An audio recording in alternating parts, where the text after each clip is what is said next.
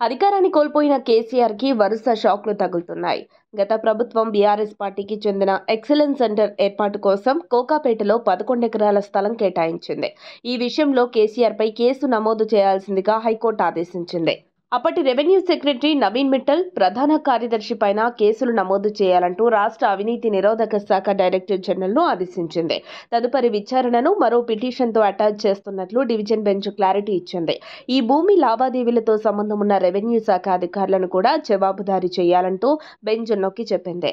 కోకాపేటలో survey number 239, 240లో BRS party ఆధ్వర్యంలో institute of excellence and human resource development centre కోసం 11 ఎకరాల స్థలాన్ని కేటాయిస్తూ గతేడాది ఒక మెమోలాండ్ అడ్మినిస్ట్రేషన్ విభాగం నుంచి జారీ అయింది. ఈ ఉత్తర్వుల మేరకు రంగారెడ్డి జిల్లా కలెక్టర్ ఒక్కో ఎకరానికి 3.42 కోట్ల చొప్పున మార్కెట్ విలువ ప్రకారం మొత్తం 11 ఎకరాలకు 37.53 కోట్ల మేర ధరను ఫిక్స్ చేస్తూ ఉత్తర్వులిచ్చారు. కానీ ఈ భూమి ధర మొత్తం 1100 కోట్ల మేర ఉంటుందని అతి చౌకకు బీఆర్ఎస్ పార్టీకి కట్టబెట్టడాన్ని సవాలు చేస్తూ వెంకట్రామిరెడ్డి దాఖలు చేసిన పిటిషన్లో పేర్కొన్నారు.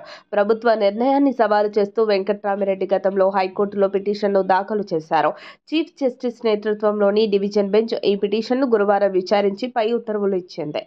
ఈ పిటిషన్పై గతంలో విచారణ జరగగా రంగారెడ్డి జిల్లా కలెక్టర్ తరపున హాజరైన న్యాయవాది గతేడాది ప్రభుత్వం ఇచ్చిన ఉత్తర్వుల మేరకు సీసీఎల్ఏకు లేఖ రాశానని మే 16న కోర్టుకు వివరించారు. సీసీఎల్ఏ సైతం ఈ భూమి విషయంలో తెలంగాణ స్టేట్ ల్యాండ్ మేనేజ్మెంట్ అథారిటీకి లేఖ రాసిందని, పరిశీలన అనంతరం సానుకూలంగా సిఫారసు చేసిందని గుర్తు చేశారు.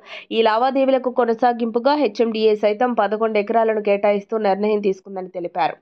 తాజా విచారణలో చీఫ్ జస్టిస్ నేతృత్వంలోని డివిజన్ బెంచ్ పిటిషనర్ తరపున, బీఆర్ఎస్ తరపున హాజరైన న్యాయవాదుల వాదనలను పరిగణలోకి తీసుకుని పార్టీ అధినేత, అప్పటి ప్రధాన కార్యదర్శి, అప్పటి రెవెన్యూ సెక్రటరీ, బాధ్యులైన మరికొద్ది మంది రెవెన్యూ అధికారులపై కేసులు నమోదు చేయాలంటూ ఏసీబీ డైరెక్టర్ జనరల్కు ఆదేశాలిచ్చింది. మరిన్ని అప్డేట్స్ కోసం మా కాయ్ టీవీని సబ్స్క్రైబ్ చేసుకోండి. మా వీడియో కనుక మీకు నచ్చినట్లయితే లైక్ చేయండి, షేర్ చేయండి. మీ విలువైన అభిప్రాయాలను కామెంట్ బాక్స్లో తెలియజేయండి.